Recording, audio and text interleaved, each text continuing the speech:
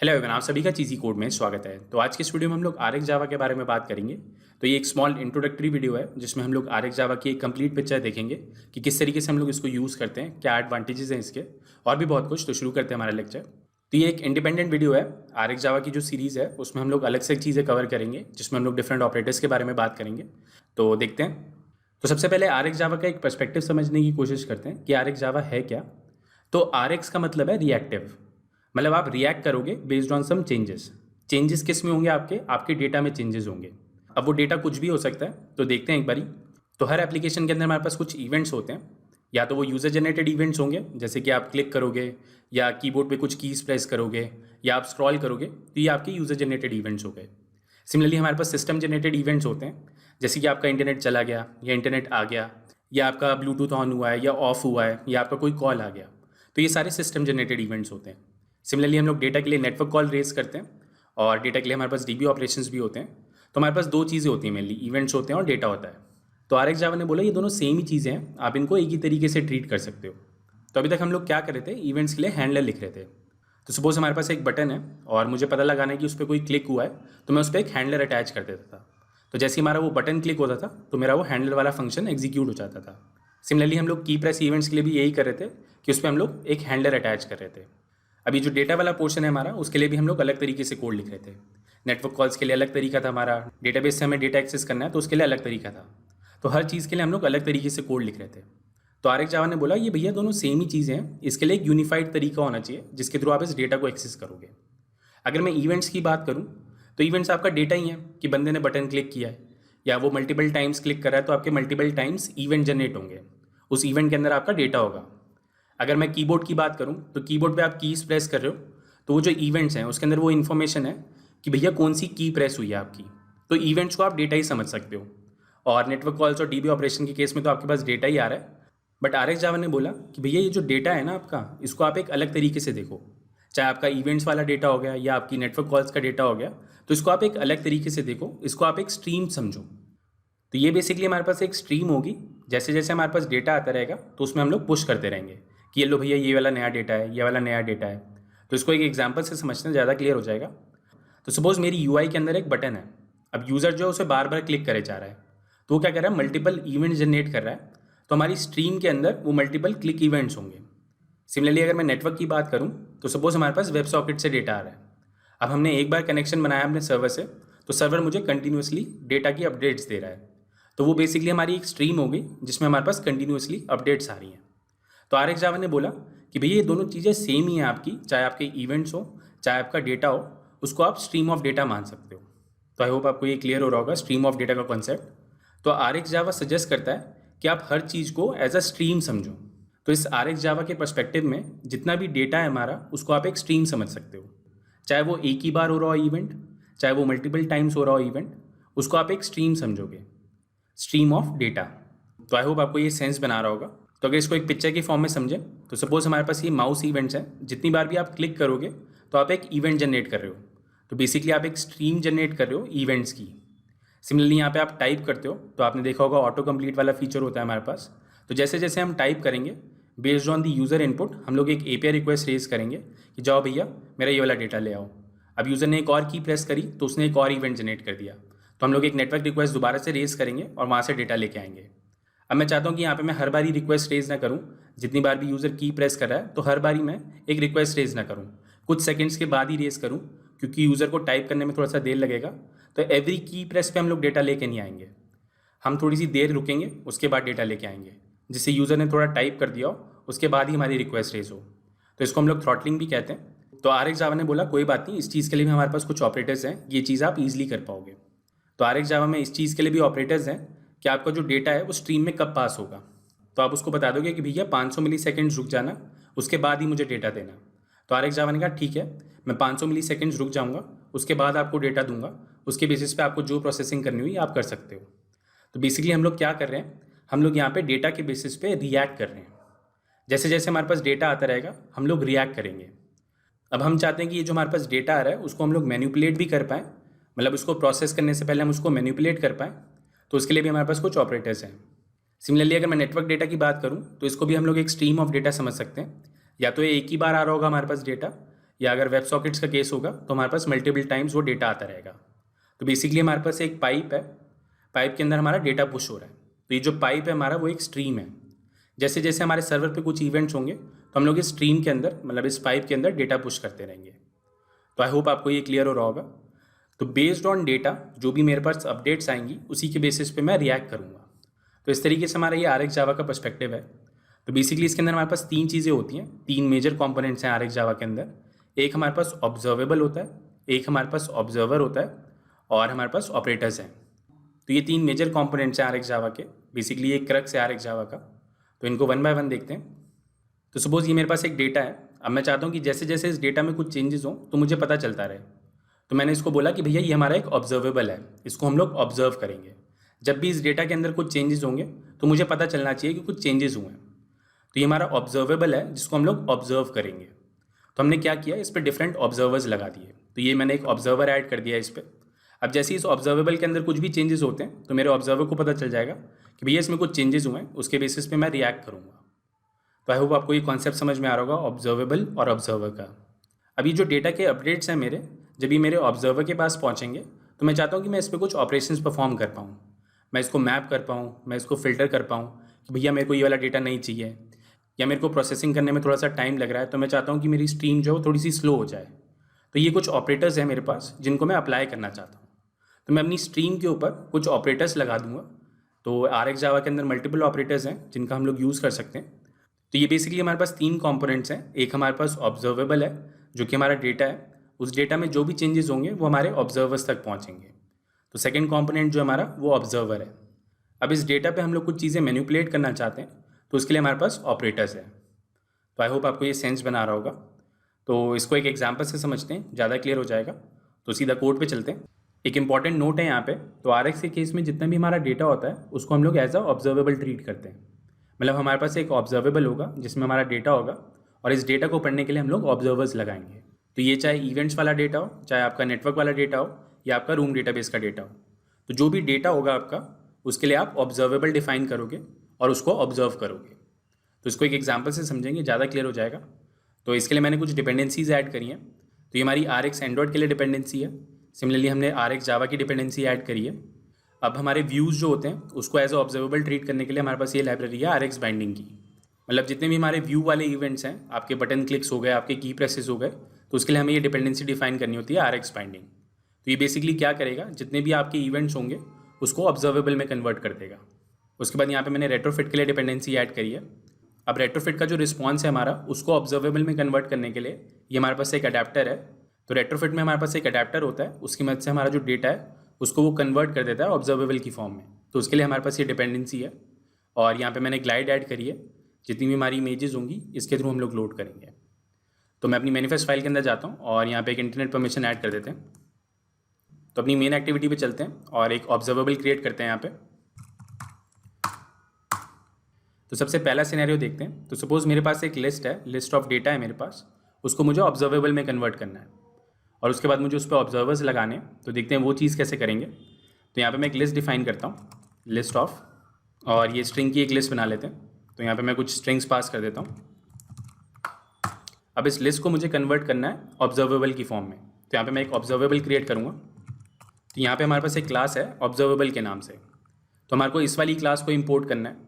जावा में भी हमारे पास एक ऑब्जर्वेबल का फीचर है, बट यहाँ पे हम लोग RX जावा का यूज़ कर रहे हैं, तो हमारे को इस वाले पैकेज का यूज़ करना होगा। तो इसका हम लोग यूज़ करेंगे यहाँ पे। तो यहाँ पे आप देख सकते हैं हमारे पास डिफरेंट मेथड्स हैं जिसकी मदद से हम लोग ऑब्जर्वेबल क्रिएट कर सकते हैं।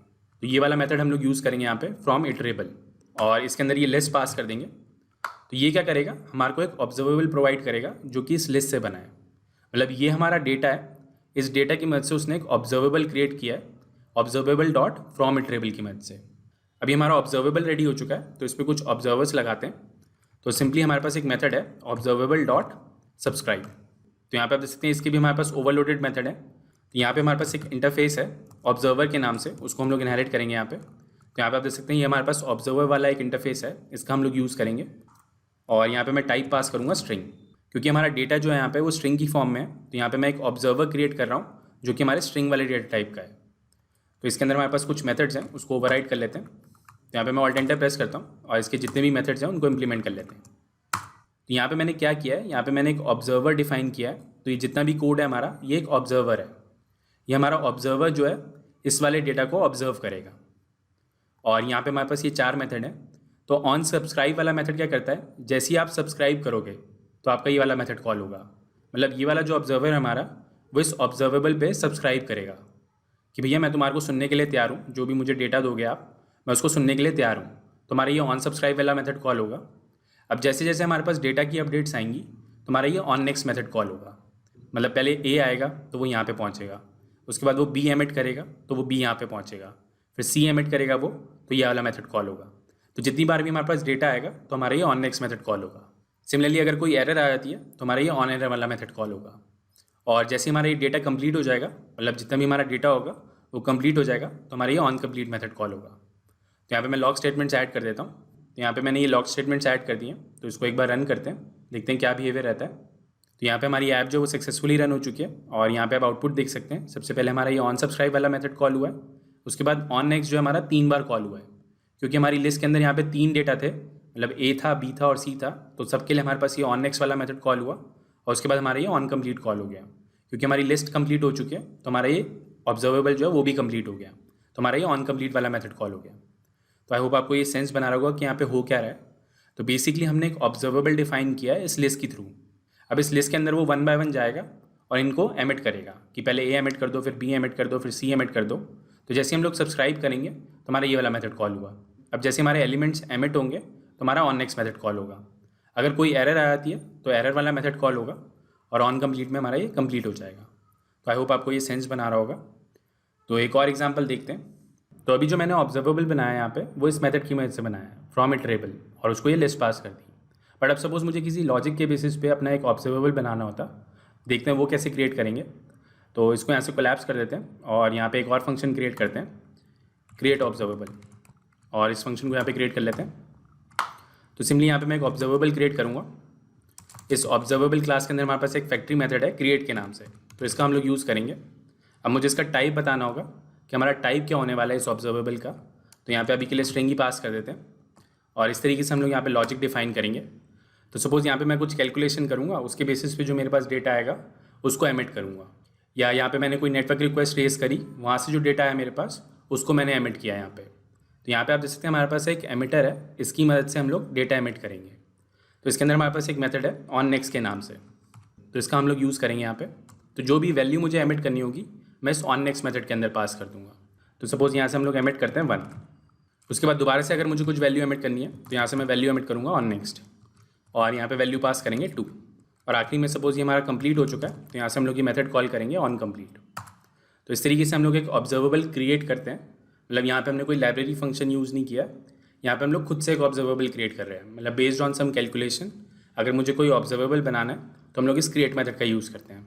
तो नॉर्मल सिनेरियोस में हम लोग इस क्रिएट मेथड का यूज़ करते नहीं है, जनरली हमारे लाइब्रेरी फंक्शंस ही काफ़ी होते हैं।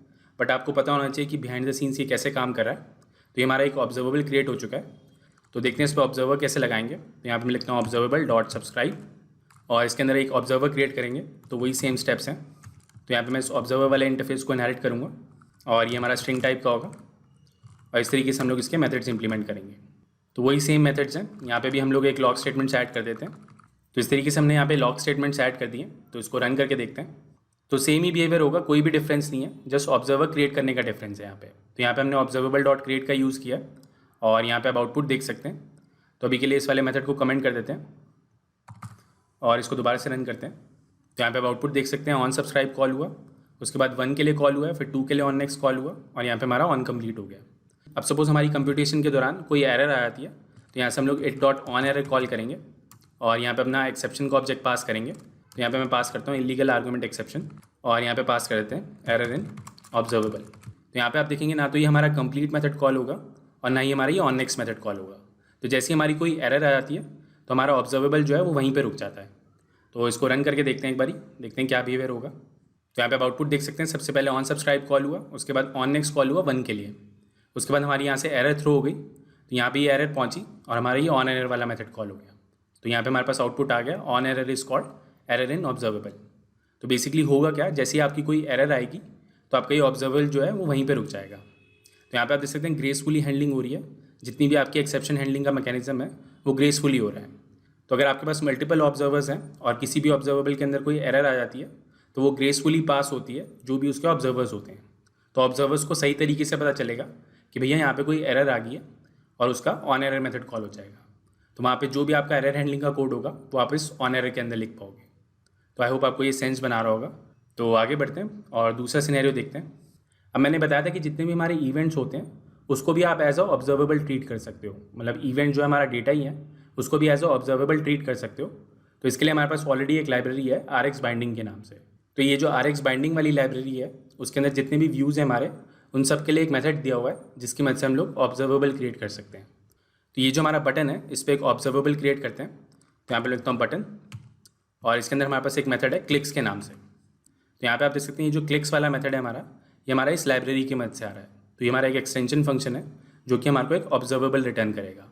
तो जैसे जैसे हमारे बटन पे क्लिक होगा तो हमारे इस ऑब्जर्वेबल का ऑन नेक्स्ट मेथड कॉल होगा। तो यहाँ पे मैं इस क्लिक्स वाले मेथड का यूज़ करता हूँ। तो सिंपली यहाँ पे मैं सब्सक्राइब मेथड का यूज़ करूँगा। तो इस बार हम लोग इस वाले मेथड का यूज़ करेंगे। तो ये हमारा ऑन नेक्स्ट वाली की इम्प्लीमेंटेशन है। तो जैसे ही हमारे बटन पे कुछ क्लिक होगा तो हमारा ये वाला फंक्शन कॉल होगा। तो यहाँ पे मैं एक लॉग स्टेटमेंट ऐड कर देता हूँ और इसको रन करते हैं। तो यहाँ पे आप देख सकते हैं जैसे ही मैं इस बटन पे क्लिक करूँगा तो यहाँ पे हमारे पास आउटपुट में आ रहा है बटन क्लिक। दोबारा से क्लिक करता हूँ तो यहाँ पे हमारे पास आउटपुट आएगा बटन क्लिक। बट आप यहाँ पे कहेंगे कि भैया कोई तो डिफरेंस हुआ नहीं है, सेट ऑन क्लिक लिसनर भी यही कर रहा था, सेम चीज़ यहाँ पे भी यही हो रही है। बट यहाँ पे डिफरेंस ये है कि हमारे को एक ऑब्जर्वेबल रिटर्न कर रहा है। अभी हमारे पास ऑब्जर्वेबल है तो इसमें हम लोग कुछ ऑपरेटर्स भी लगा सकते हैं कि सपोज़ मेरे को यहाँ पे थ्रॉटलिंग लगानी है कि भैया 500 मिलीसेकंड के लिए या 1500 मिलीसेकंड के लिए मेरा बटन जो है उसको क्लिक को रोक दो।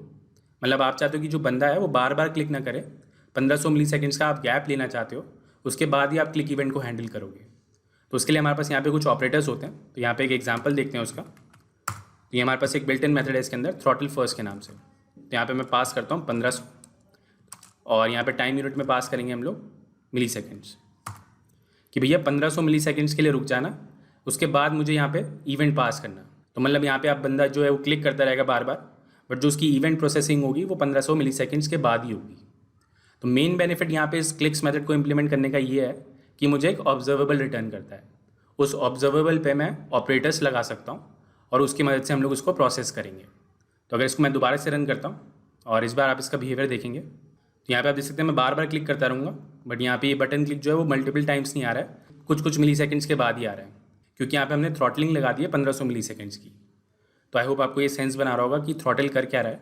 तो इस तरीके से हम लोग RX बाइंडिंग का यूज़ कर सकते हैं व्यूज़ के जितने भी इवेंट्स हैं उनको ऑब्जर्वेबल में कन्वर्ट करने के लिए। तो ये था हमारा थर्ड सिनेरियो। अब एक लास्ट सिनेरियो देखते हैं जिसमें हम लोग एक API को कंज्यूम करेंगे और उसका जो डेटा है उसको ऑब्जर्वेबल में कन्वर्ट करके कंज्यूम करेंगे। तो देखते हैं वो चीज़ कैसे करेंगे।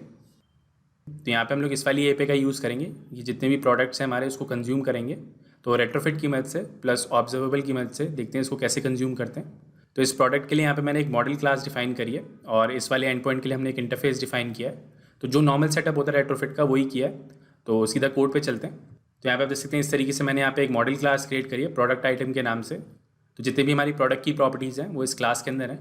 उसके बाद ये हमारी प्रोडक्ट सर्विस वाली क्लास है जो हमने रेट्रोफिट के लिए एक इंटरफेस डिफाइन किया है। तो यहाँ पे एक मेजर डिफरेंस ये है कि यहाँ से हम लोग एक ऑब्जर्वेबल रिटर्न कर रहे हैं। अभी तक हम लोग क्या कर रहे थे, एक लिस्ट रिटर्न कर रहे थे या ये हमारा सस्पेंड फंक्शन होता था, बट इस केस में हमने क्या किया, एक ऑब्जर्वेबल रिटर्न किया है और इस ऑब्जर्वेबल के अंदर हमारे पास ये लिस्ट ऑफ प्रोडक्ट आइटम है। तो सिंपली इस मेन एक्टिविटी के अंदर मैंने एक फंक्शन डिफाइन किया है इम्प्लीमेंट नेटवर्क कॉल, और इस तरीके से हमने अपना रेट्रोफिट का ऑब्जेक्ट बनाया। तो बाकी सारा कोड तो सब कुछ सेम ही है। यहाँ पे जस्ट हमने एक अडेप्टर फैक्ट्री ऐड करी है RX Java 3 call adapter factory dot create. तो इसके लिए हमने एक डिपेंडेंसी भी ऐड करी थी। तो अगर मैं अपनी build डॉट ग्रेडल फाइल के अंदर जाता हूँ तो यहाँ पे आप देख सकते हैं इस तरीके से हमने एक डिपेंडेंसी ऐड करी थी रेट्रोफिट के अडेप्टर के लिए। तो ये बेसिकली क्या करता है, जो भी आपका नेटवर्क से रिस्पॉन्स आता है उसको कन्वर्ट कर देता है ऑब्जर्वेबल की फॉर्म में, जिससे आप उसको ऑब्जर्व कर पाओ। तो ये अडेप्टर हमने ऐड किया है अपनी इस मेन एक्टिविटी के अंदर इस तरीके से, और इस तरीके से हमने अपना रेट्रोफिट का ऑब्जेक्ट बिल्ड किया है और यहाँ पे हमने अपनी प्रोडक्ट सर्विस का ऑब्जेक्ट बनाया है। तो इस प्रोडक्ट सर्विस के अंदर हमारे पास ये मेथड है गेट प्रोडक्ट्स। तो ये हमारे को एक रिटर्न करेगा ऑब्जर्वेबल। तो यहाँ पे आप देख सकते हैं हमें एक ऑब्जर्वेबल रिटर्न करेगा। तो सेम वही तरीका होगा, इसको हम लोग यहाँ पे सब्सक्राइब करेंगे और सब्सक्राइब करने के बाद जो भी हमारे पास डेटा आएगा उसको लॉग करा लेंगे। तो यहाँ पे मैं सब्सक्राइब मेथड कॉल करता हूँ। तो यहाँ पे आप देख सकते हैं इस तरीके से हम लोग यहाँ पे डिफरेंट पैरामीटर्स पास कर सकते हैं या फिर हम लोग यहाँ पे डायरेक्टली ऑब्जर्वर पास कर सकते हैं। तो अभी तक जितनी भी हमने इंप्लीमेंटेशन देखी है उसमें हमने एक ऑब्जर्वर पास किया है, बट यहाँ पे हम लोग डायरेक्टली ऑन नेक्स्ट मेथड भी डिफाइन कर सकते हैं। तो तो ये हमारा ऑन नेक्स्ट मेथड है, जो भी हमारे ऑन नेक्स्ट की इम्प्लीमेंटेशन है वो यहाँ पे मिल जाएगी हमें। तो जैसे हमारे पास डेटा आएगा तो हमारा ऑन नेक्स्ट मेथड कॉल होगा और यहाँ पे हम लोग उसको लॉक करा लेंगे। तो यहाँ पे मैं इसको लॉक करा देता हूँ, लॉक.d। तो इस तरीके से हम लोग रेट्रोफिट के साथ ऑब्जर्वेबल डिफाइन कर सकते हैं और उसको इस तरीके से कंज्यूम कर सकते हैं। तो यहाँ तक तो बात ठीक थी, जिस तरीके से हम लोग नॉर्मल सब्सक्राइब करते हैं वही किया हमने, बट यहाँ पे हमारी नेटवर्क कॉल है और हमें पता है कि एंड्रॉइड के केस में जितनी भी हमारी नेटवर्क कॉल्स होती हैं उसको हम लोग बैकग्राउंड थ्रेड पे एग्जीक्यूट करते हैं। तो ऑब्जर्वेबल को भी हमें बताना पड़ेगा एक्सप्लिसिटली कि भैया ये वाला जो कोड है हमारा ये कौन से थ्रेड पे एग्जीक्यूट करना है। तो इसी चीज़ के लिए हमारे पास शेड्यूलर्स आते हैं। तो शेड्यूलर्स की मदद से हम लोग यहाँ पे बताएंगे कि ये वाला जो कोड है हमारा ये मेन थ्रेड पे एग्जीक्यूट होगा या आईओ थ्रेड पे एग्जीक्यूट होगा। तो यहाँ पे हमारे पास दो मेथड्स हैं, ऑब्जर्व ऑन और सब्सक्राइब ऑन। तो उसका हम लोग यूज़ करेंगे। तो यहाँ पे मैं लिखता हूँ सब्सक्राइब ऑन। तो यहाँ पे आप देख सकते हैं इस तरीके से हमारे पास ये मेथड है जो कि हमसे एक्सपेक्ट करेगा एक शेड्यूलर। तो शेड्यूलर्स के हमारे थ्रेड्स होते हैं, मतलब बेसिकली एक थ्रेड पूल होता है, उसी पे आपका ये कोड एग्जीक्यूट होगा। तो यहाँ पे मैं लिखता हूँ schedulers.io। तो ये वाली जो नेटवर्क कॉल होगी हमारी, ये हमारी आईओ थ्रेड पे एग्जीक्यूट होगी। अब ये जो सब्सक्राइब वाला कोड है मेरा, मैं चाहता हूँ कि हमारा मेन थ्रेड पे एग्जीक्यूट हो, मतलब हमारी कॉल जो है वो तो आईओ थ्रेड पे एग्जीक्यूट हो, बट जैसे हमारे पास डेटा आ जाए तो उसका जो पोर्शन है जिससे हम लोग अपनी यूआई रेंडर करेंगे वो हमारी मेन थ्रेड पे एग्जीक्यूट हो। तो उसके लिए हमारे पास एक मेथड है ऑब्जर्व ऑन। तो इसका हम लोग यहाँ पे यूज़ करेंगे। तो यहाँ पे मैं लिखता हूँ ऑब्जर्व ऑन और यहाँ पे भी हमें एक शेड्यूलर पास करना है। तो ये जो RX एंड्रॉयड वाली लाइब्रेरी है उसके अंदर हमारे पास कुछ शेड्यूलर्स हैं जो कि एंड्रॉयड स्पेसिफिक हैं। तो यहाँ पे मैं पास करूँगा Android schedulers dot main thread.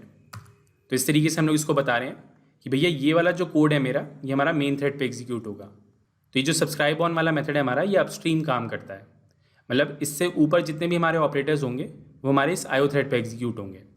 और जैसे यहाँ पे मैंने एक ऑब्जर्व ऑन डिफाइन कर दिया, तो ऑब्जर्व ऑन जो है हमारा डाउनस्ट्रीम काम करता है। डाउनस्ट्रीम से मतलब ये है कि इसके नीचे के जितने भी ऑपरेटर्स होंगे, मतलब इस ऑब्जर्व ऑन के बाद जितने भी ऑपरेटर्स होंगे हमारे, वो हमारे इस मेन थ्रेड पे एग्जीक्यूट होंगे। तो इसको रन करते हैं, देखते हैं क्या आउटपुट आता है। यहाँ पे आप आउटपुट देख सकते हैं, जितने भी प्रोडक्ट्स हैं हमारे वो यहाँ पे डिस्प्ले हो रहे हैं। तो इस तरीके से हम लोग एक API को कंज्यूम करते हैं रेट्रोफिट की मदद से और उसके साथ साथ ऑब्जर्वेबल का यूज़ करके। तो आई होप आपको ये सेंस बना रहा होगा। तो आज के लिए इतना ही। वीडियो अच्छा लगा तो प्लीज़ लाइक करें। अगर अभी तक आपने हमें सब्सक्राइब नहीं किया है तो प्लीज़ सब्सक्राइब करें। तो जो भी आपके डाउट्स हैं मुझे कमेंट्स के थ्रू बताओ। वीडियो अच्छा लगा या बुरा लगा वो भी मुझे कमेंट्स के थ्रू बताओ। जो भी आपके डाउट्स होंगे वो हम लोग उस सीरीज़ में कवर करेंगे। Thank you for watching. आपका दिन शुभ हो। धन्यवाद। ये लैंग्वेज भी सीख लो, वो लैंग्वेज भी सीख लो। जीवन एक रेस है, ऊपर चढ़ना सीख लो। हो जाए जब सब कुछ खुद बनना सीख लो। उठा के बस्ता नाप के रास्ता, हर कोई चला है IT में। IT में IT